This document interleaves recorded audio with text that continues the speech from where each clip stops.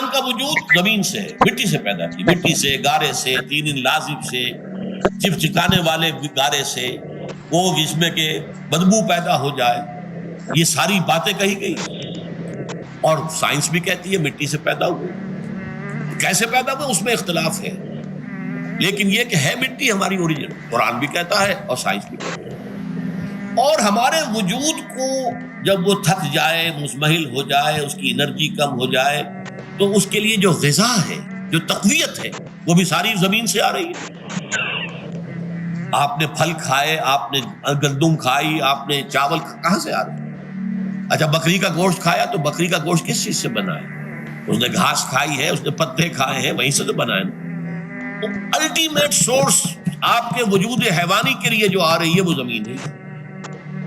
وجود روحانی کو بھی تقویت کی ضرورت ہے، وہ بھی مزمحل ہوتی ہے، کمزور ہو جاتی ہے. خاص طور پر جبکہ وجود حیوانی کا اس پر غلبہ ہو جائے، تب تو یوں سمجھیے کہ وہ بالکل بے ہوش ہو کر موت کے قریب پہنچ جاتی ہے. اس کی تقویت، اس کی غذا وہیں سے آئی ہے جہاں سے روح آئی ہے. وہ کلام ربانی، روح ربانی، نفخت فیہ من روحی من روحی من روحی، میں پھونک دوں اس میں اپنی روح میں سے. روح کا تعلق ذات باری تعالیٰ کے ساتھ ہے. اسی طرح کلام ربانی کہاں سے آیا ہے؟ اللہ تعالیٰ کے پاس ہے. یہ اس کی تقویت کا ذریعہ ہے. اب عام حالات میں کیا ہوتا ہے؟ ہمارا یہ وجود حیوانی چھایا ہوا ہے ہمارے وجود کے اوپر، بیچاری روح جو ہے دبی رہتی ہے، پسی رہتی ہے. اگر خدا نے خواستہ ہم گناہ گار بھی ہیں، گناہ پر گناہ کا ارتکاب کر رہے ہیں، تو وہ روح جو ہے وہ قلب کے آئینے شیشے کے اندر ہے. فیہا مصباح، المصباح فی زجاجہ، الزجاجہ تو کانہا کوکب دری. قلب جو ہے شیشے کے مانند ہے جس کے اندر روح کا چراغ جل رہا ہے. اب اگر یہ اوپر جو شیشہ ہے اس پر دھواں آ گیا، لالٹین کی چمنی پر دھواں آ گیا، تو روشنی باہر تو نہیں آئے گی. اگر انسان گناہ کرتا ہے تو قلب پر رین، زنگ آ جاتا ہے، یا حضور نے فرمایا ایک داغ لگ جاتا ہے، اور گناہ کرتا ہے اور داغ لگتا ہے، اور گناہ کرتا ہے اور داغ، یہاں تک کہ بالآخر پورا قلب سیاہ ہو جاتا ہے. اب وہ روح اندر بند ہو گئی، وہ دفن ہو گئی. اس کے لیے اب ضروری ہے کہ اب ایک پروگرام ایسا دیا جائے جو ریورس ہو جائے. دن میں روزہ رکھواؤ تاکہ وہ جو اینیمل انسٹنکٹس ہے وہ دبے. تو جب یہ وزن جو ہے اس کے اوپر کم ہوگا تو کچھ سائی آف ریلیف سے ملے گا. جیسے بے ہوش آدمی پڑا ہے، اسے کوئی ہلکا سا ہوش آ رہا ہے، آپ نے پانی کے کچھ چھینٹے لیے،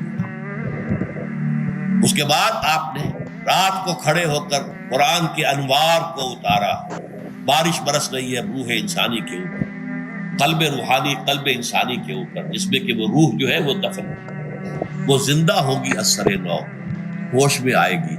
اور ہوش میں آئے گی تو دو کام ہوں گے. ایک تو اسے قرآن کی عظمت کا احساس ہوگا، یہ قرآن میری حیات تازہ کا ذریعہ بنا ہے. میں دب گئی تھی، میں پس گئی تھی، میں بے ہوش تھی، میں نیم مردہ تھی. اس قرآن کی بارش نے، یہ ترشح جو ہوا ہے مجھ پر، اس نے مجھے حیات تازہ عطا فرمائی. یہ جو قدر کا احساس ہوگا قرآن کا، لعلکم تشکرون، تاکہ تم قرآن کی عظمت سے واقف ہو. ایک انسان بھوک کی وجہ سے اس کا شوگر لیول اتنا گر گیا کہ بے ہوش پڑا ہوا. اب ظاہر بات ہے کہ آپ اسے کچھ پانی کے چھینٹے دیں گے تو کچھ ہوش میں آئے گا، پھر غذا دیں گے تو اب وہ پوری توانائی پر آئے گا، تو معلوم ہوگا اسے اس غذا کی کیا قدر و قیمت ہے. اگر آپ کو بھوک ہی نہیں لگتی تو غذا بے معنی ہے. پیاس ہی نہ لگے تو آپ کو کیا معلوم کہ اس پانی کے اندر کتنی بڑی عظمت ہے، یہ میرے لیے کتنا بڑا انعام و احسان ہے اللہ کا. وہ تو پیاس پر، جان پر بنی ہوئی ہو، اور پیاس اس وقت آپ کو ایک گھونٹ پانی کوئی دے دے تو آپ کو معلوم ہوگا دنیا و مافیا سے بڑھ کر ہے یہ ایک گھونٹ پانی جو مجھے ملا. اسی طرح جب روح دبی ہوئی تھی حیوانی وجود کے بوجھ تلے، جبکہ وہ نیم خوابیدہ یا نیم بے ہوش یا بالکل بے ہوش تھی، وہ دن میں تو روزہ رکھ کر اس پر سے حیوانی وجود کا وزن کم کیا گیا، اسے ایک ریلیف ملی. رات کو قرآن مجید کے انوار و برکات اس میں جذب کیے گئے تو اس کو پوری توانائی حاصل ہوئی. اس پوری توانائی کا پہلا نتیجہ تشکر، قرآن کا شکر. الحمدللہ الذی انزل علی عبدہ عبدہ الکتاب ولم یجعل لہ عوجا، پھر وہ قلب کی گہرائیوں سے نکلے گا۔ سارا شکر اس اللہ کے لیے جس نے اپنے بندے پر صلی اللہ علیہ وسلم کتاب نازل کی اور اس میں کوئی کجی نہیں رکھی، کسی طرح کی ایش پیچ نہیں۔ یا تبارک الذی نزل الفرقان علی عبدہ لیکون للعالمین نذیرا، بڑی بابرکت ہے وہ ذات جس نے اپنے بندے پر فرقان نازل فرمایا تاکہ وہ تمام جہان والوں کے لیے نذیر اور خبردار کرنے والا بن جائے۔ یہ قرآن کی عظمت کا احساس، اور ظاہر بات ہے جس قدر کسی نعمت کی قدر و قیمت کا احساس ہوگا اسی قدر تو آپ شکر ادا کریں گے۔ اگر آپ نے کسی بچے کے ہاتھ پر ہیرا رکھ دیا، اسے کیا پتا یہ ہیرا کس بلا کا نام ہوتا ہے، وہ سمجھے گا کانچ کا ٹکڑا ہے۔ لیکن اگر کوئی واقعتاً کوئی جوہر شناس ہو، جوہری ہو، اس کو آپ ہیرا دیں گے تو اسے معلوم ہے کہ مجھے کیا چیز دی گئی ہے۔ اس کے اندر جو شکر پیدا ہوگا وہ اس بچے کے اندر تو نہیں پیدا ہو سکتا جسے معلوم ہی نہیں۔ تو قرآن مجید کی اصل عظمت سے انسان واقف کب ہوگا؟ جبکہ اس کے ذریعے سے اس کی روح کو ایک حیات تازہ مل جائے اور اس طرح وہ پروگرام ریورس ہو جائے جو عام طور پر چل رہا تھا۔ ساری توجہ اپنے جسم پر، اس کے تقاضوں پر۔ جسم میں تھوڑی سی پھنسی نکل آئی ہے، بھاگ رہے، دوڑ رہے ہیں اس کے علاج کے لیے۔ کوئی اور مرض لاحق ہو گیا، بھاگ رہے ہیں، دوڑ رہے ہیں اس کے علاج کے لیے، بڑی بڑی فیسیں بھی دے رہے ہیں۔ سارے جسم کی پرواہ ہے، روزانہ نہا رہے ہیں اور اچھے سے اچھا صابن لا کر نہا رہے ہیں، وہ جسم کی پرواہ ہے، نہ اس کی دیکھ بھال ہے، روح کی طرف توجہ ہی نہیں۔ یہ ہے وہ بات جو کہی گئی ہے سورہ حشر میں، اور جسے علامہ اقبال نے پھر اپنے فلسفہ خودی کی اساس اور سورس قرار دیا۔ وَلَا تَكُونُوا كَالَّذِينَ نَسُوا اللَّهَ فَأَنسَاهُمْ أَنفُسَهُمْ أُولَٰئِكَ هُمُ الْفَاسِقُونَ۔ دیکھو اے مسلمانوں، ان لوگوں کے مانند نہ ہو جانا جنہوں نے اللہ کو بھلا دیا تو اللہ نے انہیں اپنے آپ سے غافل کر دیا، اور یہی لوگ فاسق و فاجر ہیں۔ یہ سوال پیدا ہوتا ہے کہ انسان اپنے آپ سے کہاں غافل ہوتا ہے؟ جہاں اپنے وجود حیوانی سے غافل ہوتا؟ کیا بھوک لگتی ہے تو وہ ادھر ادھر منہ نہیں مارتا؟ غذا کو حاصل کرنے کے لیے کوشش نہیں کرتا؟ پیاس لگتی ہے تو کیا پانی یا کوئی اور مشروب تلاش نہیں کرتا؟ کوئی بیماری لاحق ہوتی ہے تو کیا اس کے علاج کی طرف توجہ نہیں کرتا؟ اسے آرام کی حاجت ہوتی ہے تو آرام نہیں لیتا؟ اپنے اس وجود سے تو غافل نہیں۔ کون سے وجود سے غافل ہوا ہے؟ وہ روحانی وجود سے غافل ہے۔ بھول گیا کہ میرے اندر روحانی وجود بھی ہے اور اس کا تعلق ذات باری تعالیٰ کے ساتھ۔ اس نے سمجھا کہ میں بس حیوان ہوں، نرا حیوان ہوں، اپنے اس وجود کی اصل حقیقت ہی سے بے خبر، غافل۔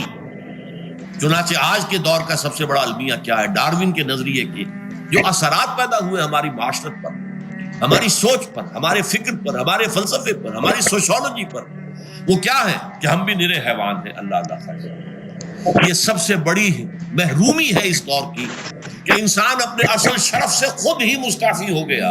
ہمارا کوئی وجود ہے ہی نہیں روحانی وغیرہ، روح کسے کہتے ہیں ہم نہیں جانتے، بس یہ جسم ہے۔ ہم اللہ کو نہیں جانتے کون ہے کون نہیں ہے، ہوگا ہم تو اس کائنات کو جانتے ہیں۔ ہم روح سے واقف نہیں، ہم تو اپنے جسم کو واقف۔ آخرت سے ہمیں کچھ پتہ نہیں، شاید ہو شاید نہ ہو، کچھ پتہ نہیں، لیکن یہ زندگی تو ہے، اسے ہم جانتے ہیں۔ یہ ہے آج کے انسان کا سب سے بڑا المیہ، اور یہ ہے ماس اسکیل کے اوپر ارتداد، ذہنی طور پر مرتد ہو چکے ہیں انسانوں کی عظیم اکثریت مرتد ہو چکی ہے۔ یہ ہے در حقیقت کہ روزہ جو ہے اس پروگرام کو آ کر ریورس کرتا ہے۔ دن میں کھانے پینے، جنسی تقاضے پر پابندی، وہ وجود حیوانی کا وزن کچھ کم، روح جو دبی ہوئی تھی یا سسک رہی تھی یا بے ہوش تھی یعنی مردہ تھی، اسے کچھ ریلیف ملا۔ اب اس کے اوپر قرآن مجید کے تیرے ضمیر پہ جب تک نہ ہو نزول کتاب، گرہ کشائے نہ رازی نہ صاحب کشاف، ہمارے دلوں کے اوپر بارش ہو رہی ہو انوار قرآنی کی۔ وہ ظاہر بات ہے کہ بغیر سمجھے تو نہیں ہوگی بارش، وہ تو آپ کو سمجھ رہے ہوں گے تو بارش ہوگی، ورنہ تو یہ ہے کہ ٹھیک ہے میں پہلے بھی عرض کر چکا ہوں آپ کو ثواب تو ملے گا، لیکن یہ ہے کہ وہ اصل مقصد قرآن کی عظمت